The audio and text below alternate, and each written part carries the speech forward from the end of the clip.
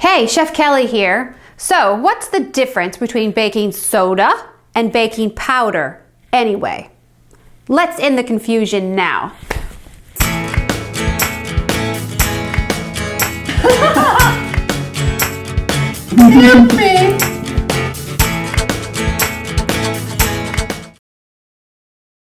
So, we all want well-risen, light and airy cakes and cookies and muffins, don't we?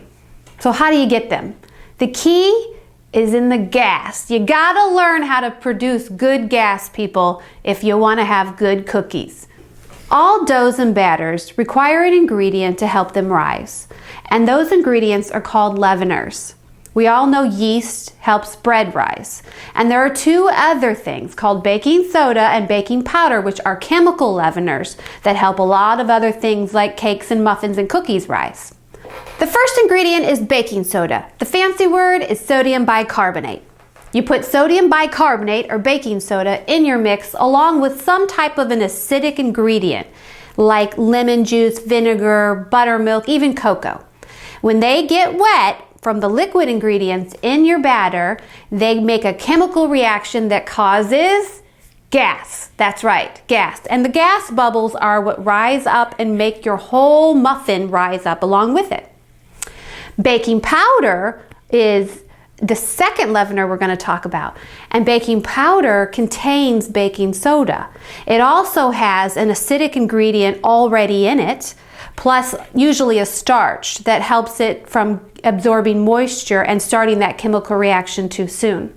Now, when you have baking powder, you don't have to have an acidic ingredient like vinegar or lemon juice in it, since it already has the acidic ingredient in the mix, in the dry baking powder mix. Now, most people today use what's called a double acting baking powder, which is a fancy way of saying there are two times that you're producing gas. So the first one is you mix it up with liquid and you start to produce gas bubbles right away. That's why you want to try to get it right in the oven. And the second time that you really start to produce gas bubbles in your little batter is when you stick it in the oven and it's activated by the heat. So that's why it's double acting. 2 times for gas is better than 1. So when do I use baking powder and when do I use baking soda? That's the confusion too. Let's say you're cooking and it calls for baking powder, but you only have baking soda. Can you replace it or vice versa?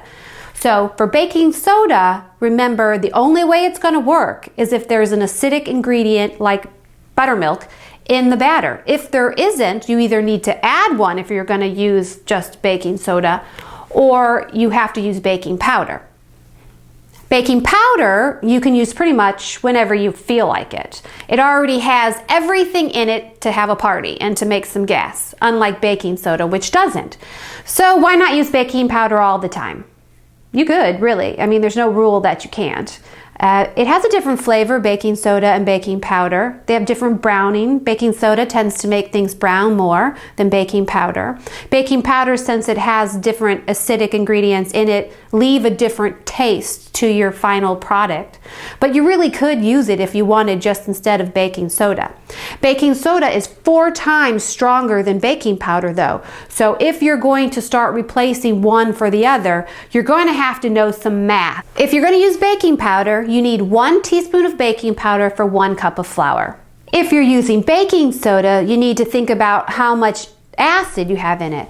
So if you're going to use a 1/2 teaspoon of baking soda, you need about 1 cup of buttermilk to neutralize that, or 1 teaspoon of vinegar or lemon juice, or even 1.5 teaspoon of cream of tartar. And then finally, just if you're replacing one for the other, you can use 1/2 teaspoon of baking soda for about 2 teaspoons of baking powder. And lastly, you can't replace baking soda for baking powder in a recipe. Remember, there's no acid in baking soda, but you always have to have an acid as an ingredient in your batter if you're going to use just baking soda. Here's some tips to keep in mind if you're replacing one leavener for another, or if you're just trying to create your own cookie recipe or your own muffin recipe. If you have too much of a leavener, what's going to happen is it's going to raise up really quickly and then collapse, and you have a big old hole in the middle of your cake when you're done, right? Or if you have not enough leavener of baking powder or baking soda, it's going to be that thick doorstop of a cake that we don't want to eat either. The other thing is if you have too much baking soda and baking powder, it can leave a bitter taste and sometimes a weird chemically aftertaste in your product that's kind of disgusting. And too much baking soda also has been known to make your delicious cookies taste soapy, and nobody wants soapy cookies. So you need baking powder, but you only have baking soda. You could just go buy it, but you could also make it. All you have to do is mix up. To get 1 teaspoon of baking powder, all you need is 1/4 teaspoon of the baking soda, 1/2 teaspoon of cream of tartar, and 1/4 teaspoon of something like a cornstarch or a potato starch. And that's it. If you like this video, be sure to leave a like, a comment, and subscribe. You can also check out our Facebook page at /SayYesToTheChef and our website at www.yestothechef.com. See you later.